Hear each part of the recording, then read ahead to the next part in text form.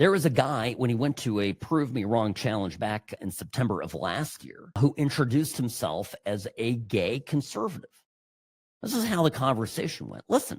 I'm a gay conservative, and I just want to ask you, what do you have to say for people like me who kind of feel like, I guess, it's kind of hard for gay conservatives because there's not a lot of us. So, like, what do you have to say to other gay people who need to realize, like, they do have a choice? Yeah, first of all, welcome to the conservative movement. I don't think you should introduce yourself just based on your sexual attractions. No, I agree. I like, because that's not who you are. I like to be thought of as a person, and for sure, you are a complete human being, and I'm sure you treat people well, and you're studying something. So I want to get away with this idea that you're gay anything. I just think that we have gone a long way in the negative direction in this country, where we act as if the most important part of your identity is what you do in the bedroom. It doesn't mean that much to me, but if you ask from a perspective as a Christian, I don't agree with that lifestyle, but politics is about addition and multiplication. I imagine you agree with a lot of what we talk about. Absolutely. Right? Strong borders, strong country, and for that, we welcome you into the conservative movement.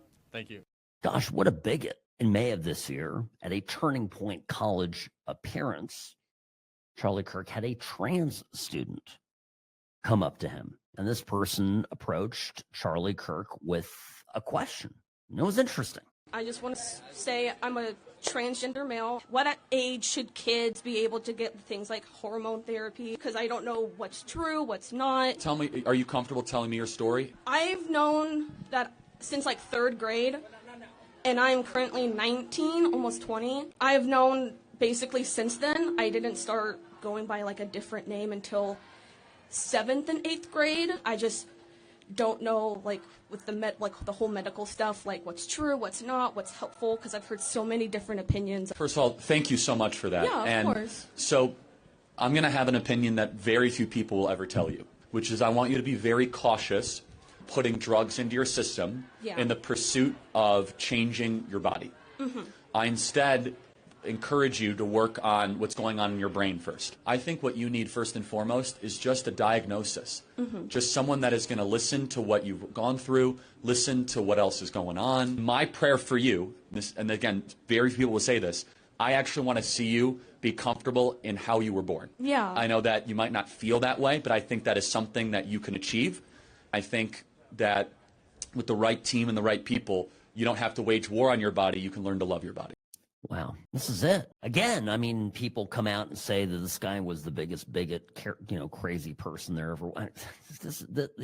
A lot of interactions like this, and yet the left is celebrating his assassination. I can't even look at it anymore. There are so many. It's unbelievable how much of it is going on. The Panthers, by the way, fired a staffer over comments on the Charlie Kirk assassination. I guess he was questioning why people were sad that Kirk had been shot and killed and was playing a song, Protect Your Neck, from the Wu-Tang Clan. An upstate teacher North Carolina? Yeah. It's North Carolina. Yeah, exactly. Was fired. Inappropriate messages on social media.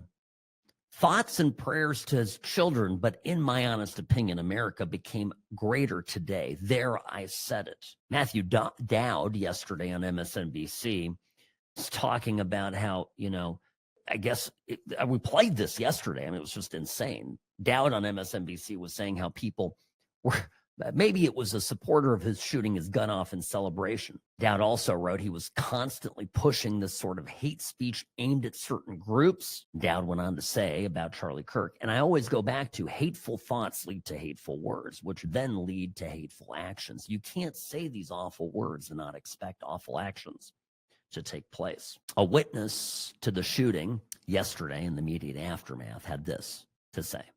I just witnessed Charlie Kirk get assassinated. It was the most awful thing I've ever seen in my life. He shot him in the neck and blood went everywhere.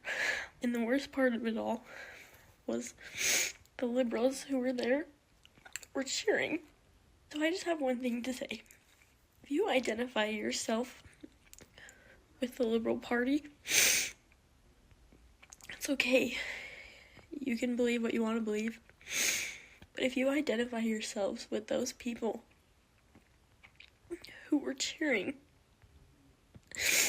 and someone just got killed, I just hope you can take a look at yourself and think, is this who I really want to be? Take a look at yourself and think, is this who you really want to be? You're identifying with these people celebrating Charlie's death. Food for thought for some of our friends and neighbors.